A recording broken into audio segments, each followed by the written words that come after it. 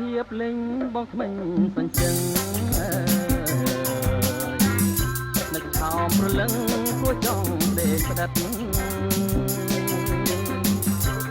មិនបានខ្លួនប្រា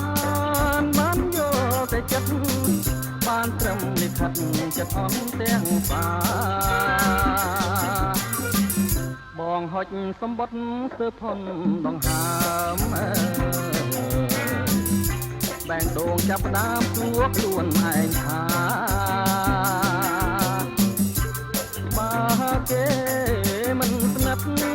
គួរកិនយ៉ាងណាទ្រង់អូនជាផ្កាដកក្នុងរបរសម្បត្តិបងមួយព្រួយក្នុងអារម្មណ៍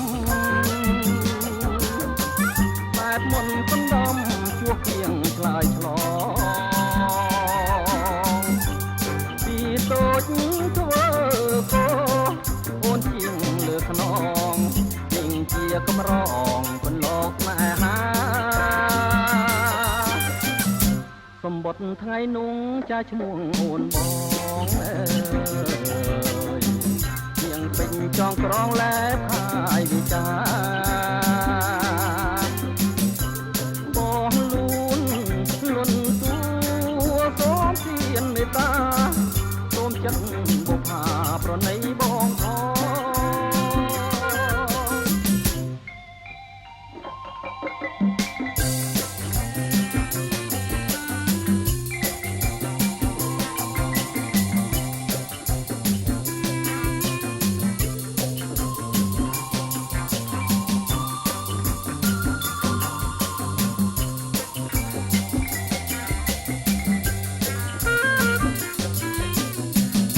សម្បត្តិបងមួយព្រួយក្នុងអារម្មណ៍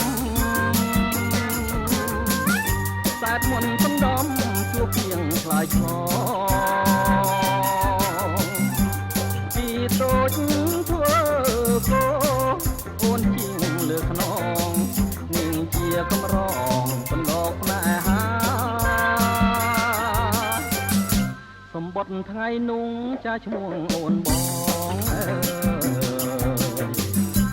ពេញចងក្រងលែខាយវិចា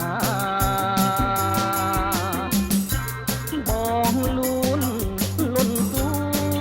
សូមធានមេត្តាសូមចិត្តបុប្ផាប្រណីបងផង